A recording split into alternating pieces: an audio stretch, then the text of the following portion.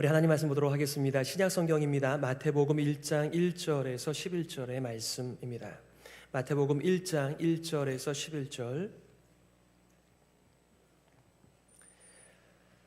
마태복음 1장 1절에서 11절의 말씀을 봉독하겠습니다. 아브라함과 다윗의 자손 예수 그리스도의 계보라. 아브라함이 이삭을 낳고 이삭은 야곱을 낳고 야곱은 유다와 그의 형제들을 낳고 유다는 다말에게서 베레스와 세라를 낳고 베레스는 헤스론을 낳고 헤스론은 람을 낳고 람은 아미나답을 낳고 아미나답은 나손을 낳고 나손은 살몬을 낳고 살몬은 라합에게서 보아스를 낳고 보아스는 룻에게서 오벳을 낳고 오벳은 이새를 낳고 이새는 다윗 왕을 낳으니라. 다윗은 우리아의 아내에게서 솔로몬을 낳고 솔로몬은 르호보암을 낳고 르호보암은 아비야를 낳고 아비야는 아사를 낳고 아사는 여호사밧을 낳고 여호사밧은 요람을 낳고 요람은 우시야를 낳고 우시야는 요담을 낳고 요담은 아하스를 낳고 아하스는 히스기야를 낳고 히스기야는 므낫세를 낳고 므낫세는 아몬을 낳고 아몬은 요시야를 낳고 바벨론으로 사로잡혀 갈 때에 요시야는 여고냐와 그의 형제들을 낳으니라. 아멘. 봉독해드린 말씀 가지고 다윗 언약과 다윗의 자손이라고 하는 제목 가지고 말씀 증거하겠습니다. 어떻게 보면 오늘 본문의 말씀은 매우 우리들에게는 건조하고 의미가 없는 것처럼 들리는 것이 정상일 거예요. 이스라엘 역사를 잘 안다고 하시는 분들에게는 좀 더 의미가 있겠습니다만 특별히 이 낯선 이름들, 낯선 계보, 족보 이것들은 우리의 어떤 생각들을 이렇게 좀 산만하게 오려 하는 것 같은 인상을 받기도 합니다. 우리는 이렇게 성탄절을 맞이하면서 성탄의 계절을 어떻게 정의할 것인가, 또 내가 성탄에 어떤 영향을 받으며 영향을 주고 살 것인가를 다시 한번 돌아보게 되는 그런 성탄절입니다. 제가 어렸을 때 이렇게 성탄절에는 제 머리맡에 어떤 선물이 놓일까를 고민했지만 지금은 그것과는 다른 차원의 성탄절을 매년 맞이하면서 이 성탄이 가져오는 하나님의 은혜, 하나님의 신실하심, 그리고 우리의 소망이 더 깊어지고 자라가는 것을 고백하지 않을 수가 없습니다. 여러분도 마찬가지라고 생각이 듭니다. 이 성탄절의 컬러도 다 의미가 있지 않나요? 이 하얀색, 이 정결하고 순결하신 예수 그리스도를 가리키는, 또 이 빨간색으로 통하여 온 천지가 죄로 덮여 있는데 다시 한번 예수 그리스도의 보혈로 새로운 인생을 출발할 수 있는 소중한 메시지가 이 색깔에도 있습니다. 그리고 모양에도 있습니다.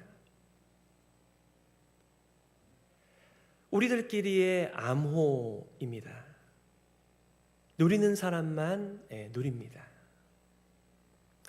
오늘날 성탄절이 많이 퇴색되어 그저 절기대로 아니면 어느 한 행사대로 넘어가는 것이 참 안타까운 일이지만 더 안타까운 것은 예수 그리스도의 오심과 그 사랑의 깊이와 높이와 넓이와 크기에 대하여 자라가는 그리스도인들조차도 그냥 성탄절이 그냥 지나가는 절기로서 지나간다라고 한다면 너무나 많이 아쉽습니다. 우리의 성탄절은 매년 다릅니다. 왜냐하면 우리가 성장하며 그리스도 예수의 은혜의 복음과 더불어 함께 지어져 가기 때문에 그렇습니다.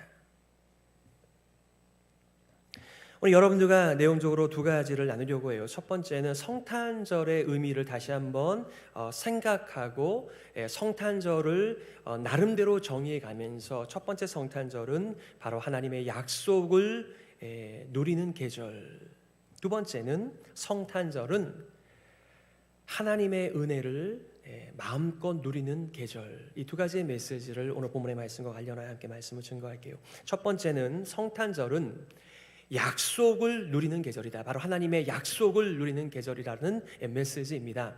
여러분, 오늘날 우리가 세상을 살아가면서 우리가 크고 작은 많은 약속들을 하는데 우리는 그 크고 작은 약속들이 우리들의 삶 속에서 깨어지는 것을 경험합니다. 그래서 우리는 그 약속에 대하여 별로 신뢰를 하지 않은, 정말 그 약속을 지키겠나? 아니, 지킬 마음은 있겠지. 하지만 그것을 지킬 만한 능력이 없는 연약한 인생들을 경험하면서 우리는 마음이 많이 상처를 받게 되죠. 오늘 성탄절은 약속의 이야기입니다. 그래서 여러분들과 계속해서 나누었던 이 다윗 언약을 다시 한번 나누게 되는 것입니다. 제목치고는 매우 딱딱한 제목이죠. 다윗 언약과 다윗의 자손. 그러나 오늘 본문의 말씀을 하나님의 은혜의 말씀으로 우리가 이해하기 위해서는 이 다윗의 언약의 개념이 없이는 이 본문의 말씀이 하나님의 말씀으로 들리는 것이 쉽지 않습니다. 다윗 언약의 대표적인 말씀 사무엘하 7장이죠.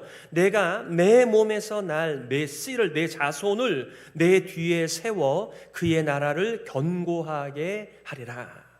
그는 내 이름을 위하여 집을 건축할 것이요 나는 그의 나라 왕위를 영원히 견고하게 하리라. 하나님께서 하나님의 집을 지어드리고 싶어요 라고 좋은 마음을 표현했던 다윗에게, 다윗아, 너가 나의 집을 짓는 게 아니야. 내가 너의 집을 짓는 것이고 너의 나라를 영원하도록 만들 것이다. 이렇게 약속을 주셨습니다.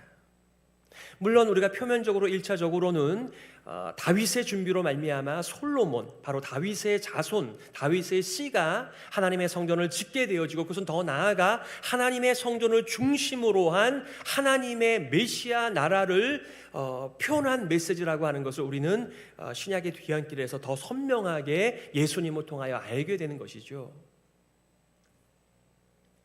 다윗이 죽은 후에도 다윗 왕조가 계속되어질 것이라고 하는, 다윗의 아들 솔로몬을 통하여 성전이 건축될 것이라고 하는, 하나님께서는 다윗의 씨에게, 다윗의 자손에게 아버지가 되고 다윗의 자손은 내게 아들이 될 것이라고 하는 그 유명한 언약, 너희는 내 백성이 될 것이다, 나는 너희들의 하나님이 될 것이다 라고 하는 중요한 메시지, 내 집과 내 나라가 영원히 견고하리라. 하지만 역사를 보십시오. 어떻게 되었습니까? 오늘 본문의 마지막 11절에 보시게 되면 이렇게 말하고 있어요. 바벨론으로 사로잡혀 갈 때에, 이게 무슨 일입니까? 나라를 빼앗겼습니다. 성전이 무너져 내렸습니다. 영원할 것만 같았던 하나님이 임재하시는 그 성전과 예루살렘이 함락되고 남은 게 없습니다. 그러면 우리는 당연히 어떤 질문을 던지게 됩니까? 의식이 있다면, 아니 뭐야, 하나님께서 영원한 나라를 주신다며, 하나님께서 그 영원한 나라를 세우신다며, 그런데 다 멸망했는데, 눈에 보이는 게 없는데, 이런 메시지인 것이죠. 우리는 먼 이 역사의 뒤안길에서 이것을 지켜봅니다만, 이 당시의 사람들은 어땠을까요? 다윗의 언약에 자신의 인생을 걸고 살았던 사람들에게 있어서 나라가 망했습니다. 성전이 무너져 내렸습니다. 그러면 하나님의 약속은, 하나님은 그들에게 어떤 분이 되는 것일까요? 하나님도 약속을 지키시지 않는다. 하나님의 약속도 소용이 없다. 그들의 삶의, 인생의 목표의, 소망의 패배, 절망, 허망함이 그들에게 찾아오지 않았을까요?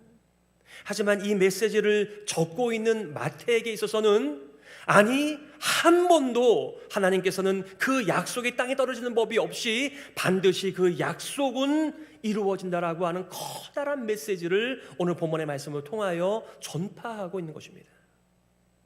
우리는 참 약하죠. 어쩔 수 없어요. 시대의 아들들입니다. 시대의 딸들입니다. 이 세대의 영향을 받고 살아갈 수밖에 없습니다. 그래서 우리의 삶은, 신약의 성도들은, 선배들은 우리는 영적인 싸움 가운데서 살아간다라고 우리들에게 깨어있으라고, 기도하라고, 서로를 격려하면서 교회를 세워가면서 살라고 격려를 하고 있는 것입니다. 의식을 하지 못하는 사람들은 무슨 이 멀쩡한 세상이 무슨 싸움이야 이렇게 할지 모르겠으나, 이 영적인 세계를 바라보는 사람들에게 있어서는 이 영적인 싸움의 처절한 현장을 다른 곳이 아닌 바로 내 마음과 내 인생 속에서 발견하게 되는 것이죠. 나의 옛사람과 예수 안에서의 새 사람이 날마다 싸우는 이 전쟁의 현장 속에서 우리는 수많은 사람들을 만나면서 우리는 참 어려운 인생들을 살아갑니다. 이 처지와 상황 속에서 하나님은 뭘 하시나? 하나님께서 나와 함께 하신다는 것이 어떤 메시지인가? 수많은 하나님의 약속들이 내게 어떤 영향, 어떤 삶의 메시지가 되는가? 그러니까 세상에서는 이 그리스도인들 가운데서도 두 가지 종류 사람이 있는 것이죠.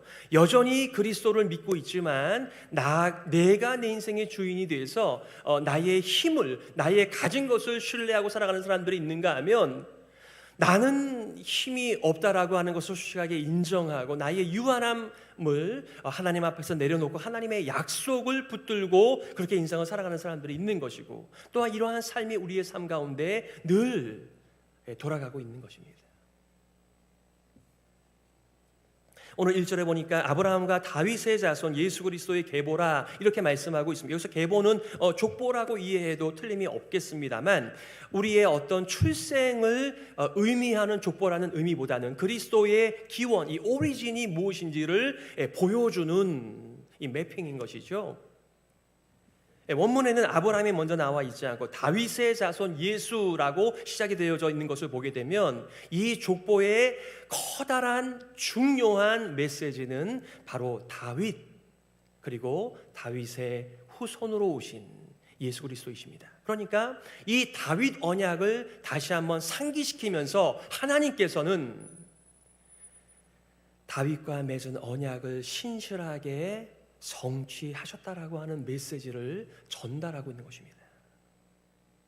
사람들이 자신의 상황과 처지에서 느끼는, 그리고 깨닫는 그런 하나님이 아니라, 하나님의 말씀은 헛되이 돌아오는 법이 없이 언제나 오케이, 예스, 반드시 성취되어진다라고 하는 메시지가 이 마태의 기록에 담겨져 있는 중요한 메시지입니다. 오늘 17절에 보시게 되면요, 이렇게 말씀하고 있습니다. 그런즉 모든 대수가 아브라함부터 다윗까지 14대요, 다윗부터 바벨론으로 사로잡혀 갈 때까지 14대요, 바벨론으로 사로잡혀 간 후부터 그리스도까지 14대더라. 자, 여러분, 여기에 다윗이라고 하는 이름이 몇 번 나옵니까? 네, 2번 나옵니다. 하지만 유대인들에게 있어서는 이 본문의 말씀 속에 다윗이라고 하는 이름이 5번 들어가 있습니다. 우리가 이제 한글을 배울 때 기역, 니은, 디귿, 리을 배웁니다. 그런데 기역, 니은, 디귿, 리을은 어느 단어를 조합하고 문장을 만드는 데 사용될 뿐만 아니라 숫자로 사용될 때가 있습니다. 기역, 니은, 디귿, 리을이 1번, 2번, 3번, 4번의 역할을 하듯이 이 이스라엘 사람들이 그들의 알파벳을 사용하여서 유대인 성경 마찬가지죠. 이렇게 절수를 구별할 때 알렙, 벳, 김멜, 달렙 이렇게 알파벳으로서 표현을 합니다. 그런데 이 다윗이라고 하는 세 글자의 단어는 숫자를 암시합니다. 바로 달렙과 와우 혹은 바브는 4와 6을 의미해요. 그러니까 4 더하기 6 더하기 4는 뭡니까? 14이죠. 그러니까 여기서 말하는 14대라고 하는 이 표현은 아는 사람들에게 있어서는 이거 다윗이구나 라고 하는 것을 강조하는 메시지입니다. 그러니까 다윗을 강조한다기보다는 좀 더 깨닫는 사람들은 그렇구나, 다윗과 더불어서 약속하신 그 하나님께서 정말 그 씨를 통하여 새로운 나라를 세우셨구나 라고 하는 중요한 메시지가 여기에 담겨져 있는 것이죠. 왜 족보를 온통 다윗으로, 그리고 다윗 언약으로 도배를 해 놓았을까요? 왜냐하면 사람들의 눈에 보기에 이 하나님의 약속은 헛된 약속이었거든요. 실패로 돌아갔거든요. 하지만 마태는 예수 그리스도를 만난 이후에 아니라고, 하나님의 약속이 단 한 번도 실패하지 않고 도도하게 역사 가운데 역사하면서 여기까지 그리스도에까지 왔다라고 하는 다윗의 자손, 다윗의 씨, 바로 그리스도를 전파하고 있는 것입니다. 저는 참 궁금합니다. 수많은 성경에서의 약속들이 저와 여러분의 삶 속에서 얼마나 비중 있게 작동되고 있는지 말입니다.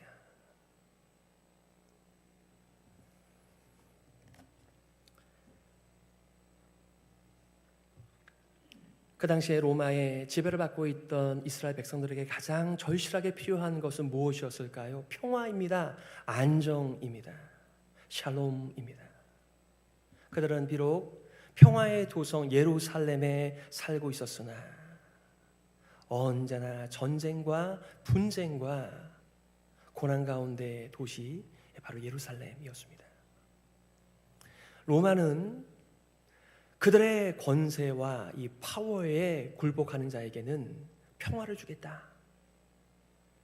그것이 유명한 로마 팍스 로마나 이렇게 하는 표현들이지 않습니까?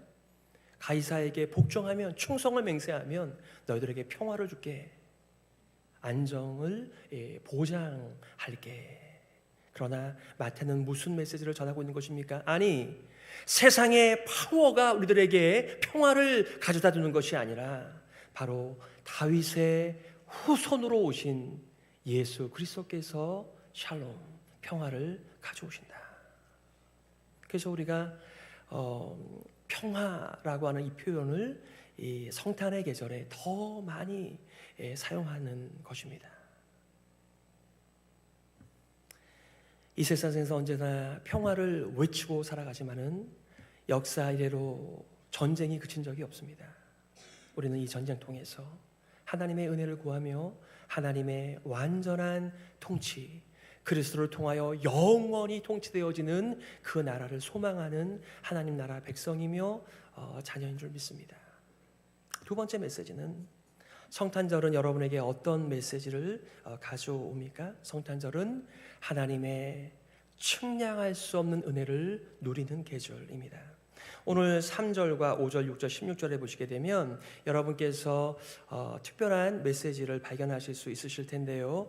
여성의 이름이 등장합니다. 그렇게 하지 않아도 돼요. 하지만 의도적으로 마태는 이 예수님의 계보에 들어가서는 안 되는, 들어가서 좋을 것이 하나도 없는 이 여인들의 이름, 수치스러운 이름을 집어넣고 있습니다. 그 이유는 이 메시지가 그에게는 중요한 가치가 있기 때문에 그렇습니다. 3절, 유다는 다말에게서 베레스와 세라를 낳고, 살모는 라합에게서 보아스를 낳고, 보아스는 룻에게서 오벳을 낳고, 이새는 다윗 왕을 낳으니, 다윗은 우리아의 아내에게서 솔로몬을 낳고, 16절, 야곱은 마리아의 남편 요셉을 낳았으니 마리아에게서 그리스도라 칭하는 예수가 나시니라.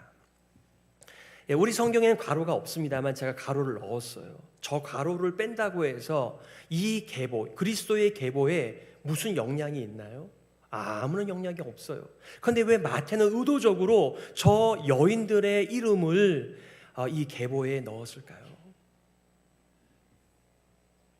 보통 계보, 족보 이런 것들은 이력서의 역할과 같이 자신이 얼마나 높은 수준의 인생을 살아왔는가, 얼마나 내가 좋은 백그라운드를 가지고 있는가, 그 출신임을 내세우면서 사람들의 환심과 인정을 받는 중요한 도구로 사용되는 것이 이 땅에서의 상식입니다. 그런데 이 세상의 상식으로 계보를 적는다라고 한다면 이거는 참 적절하지 않은 계보인 것이죠. 하지만 마태는 그러한 의미와 역할과 기능의 족보가 아닌, 계보가 아닌 하나님의 중요한 메시지를 이 계보에 담는 것입니다. 팀 켈러 목사님께서는 울고 있는 인생의 생명줄 예수라고 하는 그 파트에서 이렇게 말하고 있습니다. 흠투성이의 인생들을 은혜의 식탁에 둘러 앉히시다. 누가 봐도 모자라고 흠이 있고 수치스러운 이 여인들을 예수님께서는 그의 거룩한 식탁으로 초대하신다라고 이해한 것이죠.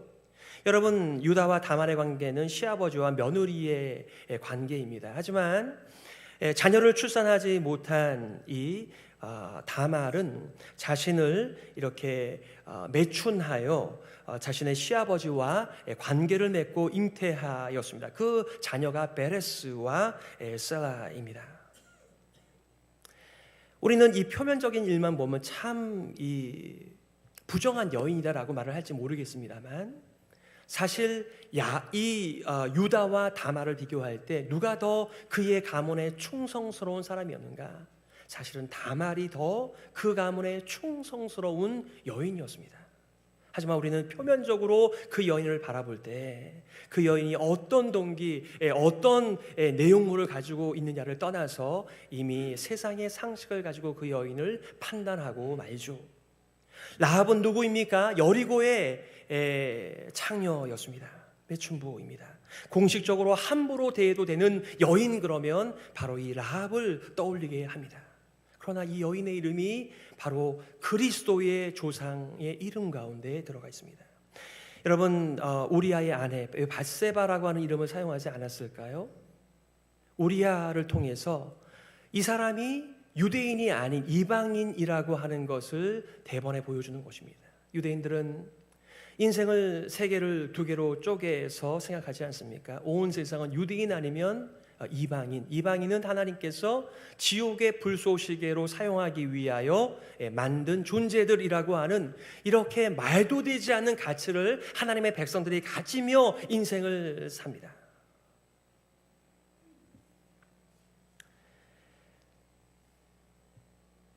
이 사람들 어떤 사람들입니까?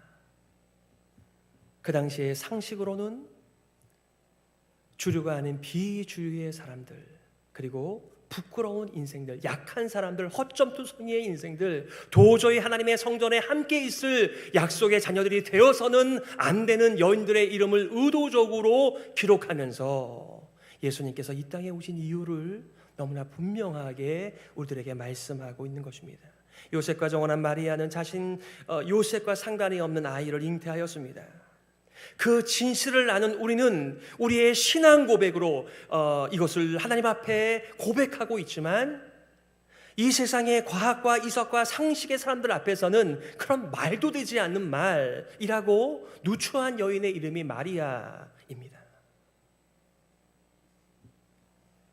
마리아가 불륜을 저지른 것인지 아니면 결혼 전에 잠자리를 가진 것인지 모르겠지만 그들은 상식선에서 그렇게들 마리아를 대우했을 것입니다. 하지만 우리는 성령으로 잉태한 마리아를 우리의 신앙의 중요한 고백으로 하나님 앞에 올려드리며, 바로 그것이 여인의 후손으로 오시는 하나님의 구원자임을 우리는 너무나 자랑스럽게 담대하게 이 복음을 선포하는 주의 백성들이지요. 문화나 사회나 하나님의 법에 배제된 사람들, 결코 하나님의 가족으로 초청받지 못할 사람들처럼 보이지만 예수님의 중요한 성탄의 메시지는 혈통이 아니라는 것이죠. 도덕이 아니라는 것이죠. 가문이나 권력이나 평판이 아닌 바로 은혜의 자리가 예수님의 오심의 메시지라고 하는 것을 이렇게 족보, 계보를 통하여 말씀하고 있는 것입니다.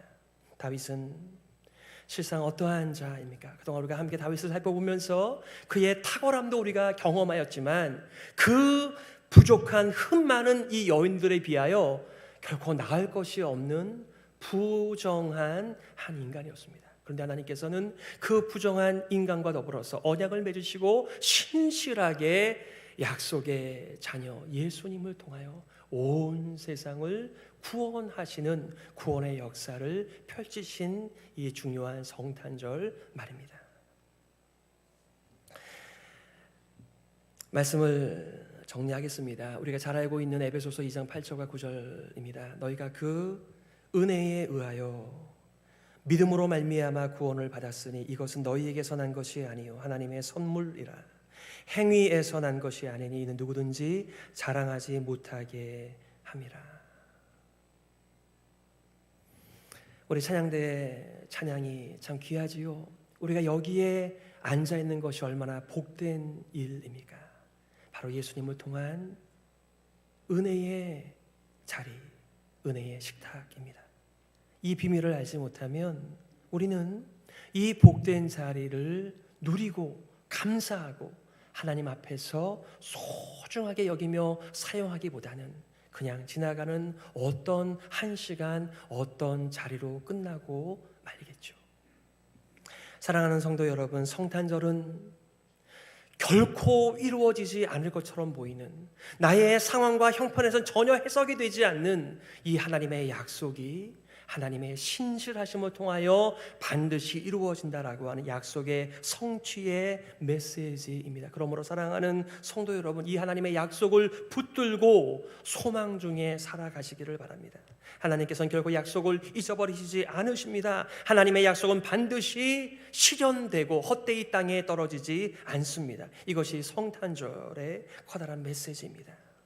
인생들은 허물이 많고 약점이 많고 잘못을 저지르지만은 하나님께서는 인간의 죄보다 더 크신 분이시며 인간들의 그 모든 추악함, 미련함, 죄악까지도 사용하셔서 그의 약속을 이루시고 세상을 구원하시는 정말 이해가 되지 않는 하나님의 역사입니다. 성탄절은 하나님께서 그의 약속을 언제나 이루신다라고 하는 커다란 메시지가 들려지고 있는 귀한 날들입니다.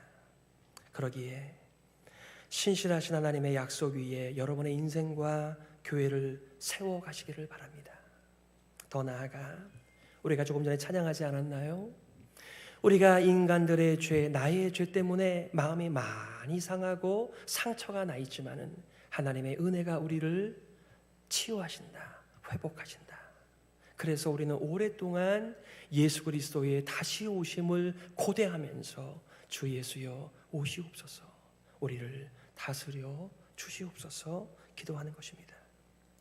예수 그리스도 안에서 창녀, 왕, 남자, 여자, 유대인, 이방인, 인종, 도도, 부도도 이건 하나님 앞에서 다 똑같이 인간들의 자격 없음을 표현하는 것들입니다. 하지만 사람들은 마치 이 도토리 키재기를 하듯 누가 더 잘하나를 그렇게 인생의 가치로 알면서 세상을 살아가지만은 그 모든 것들이 우리를 하나님의 은혜의 식탁에 초대할 수 없는 우리의 진면목입니다.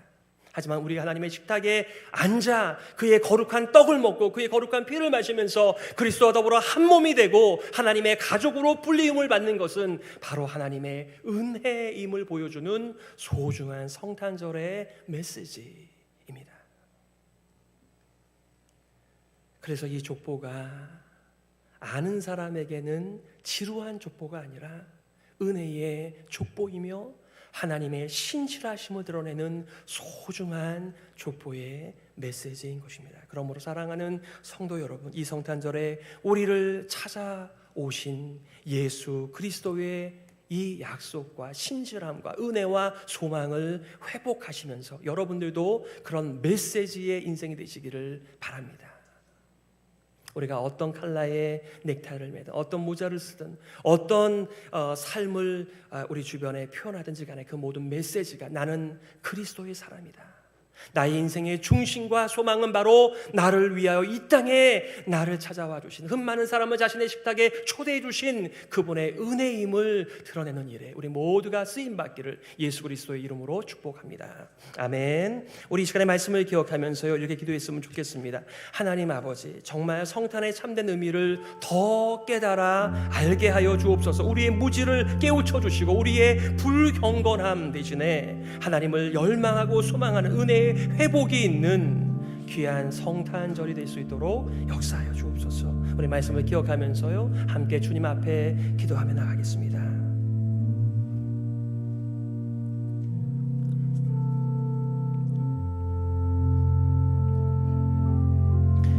하나님 아버지, 우리의 눈이 어둡고 귀가 막혀 있습니다. 하나님의 음성 듣게 하시고 하나님의 수많은 훌륭한 아름다운 선한 일들을 보고 감탄하고 찬양하며 은혜를 회복하게 하여 주옵소서.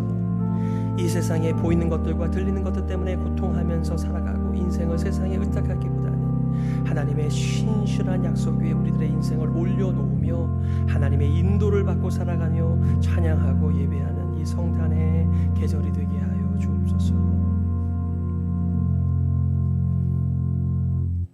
하나님 아버지, 은혜를 감사합니다. 성탄을 기뻐함에도 불구하고 예수를 잃어버린 이 세대 속에서 우리는 예수를 찾고 예수님과 더불어 함께 지어져 가며 은혜를 누릴 뿐만 아니라 은혜를 끼치는 하나님의 자녀가 되게 하여 주시옵소서. 수많은 인생들이 하나님의 약속을 불신하며 살아가는 이때 우리는 이 신실하신 하나님을 만나 하나님의 약속을 의지하고 새로운 인생을 살아갈 수 있도록 역사하여 주시옵소서. 살아계신 예수 그리스도의 이름으로 기도드리옵나이다. 아멘. 우리 다 같이 일어나셔서 예찬